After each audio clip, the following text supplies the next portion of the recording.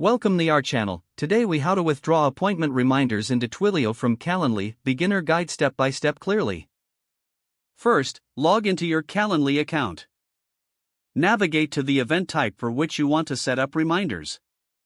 Click on the event type to open the settings menu. Scroll down to the notifications and cancellation policies section. Locate the email reminders option. Enable email reminders if it's not already activated. Now, go to your Twilio account. Log in to your Twilio console. Select the phone numbers section from the left sidebar. Purchase a Twilio phone number if you don't have one.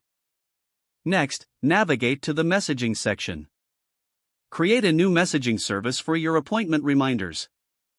Configure the messaging service by entering a friendly name. Under phone number, add your Twilio number to the messaging service.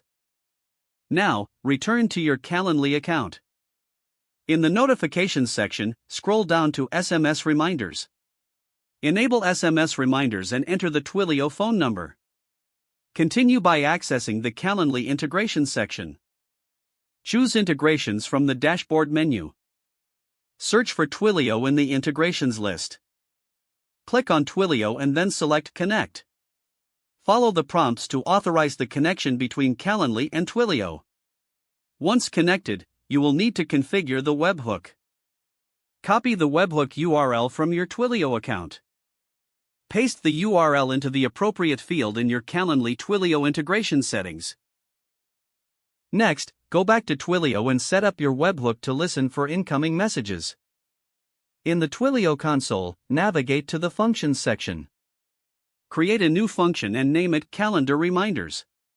Write the code to handle incoming data from Calendly. Make sure the function sends the appropriate SMS reminders to clients. Test the function to ensure it is working correctly. Don't forget to like this video and subscribe to our channel for more step-by-step tech guides.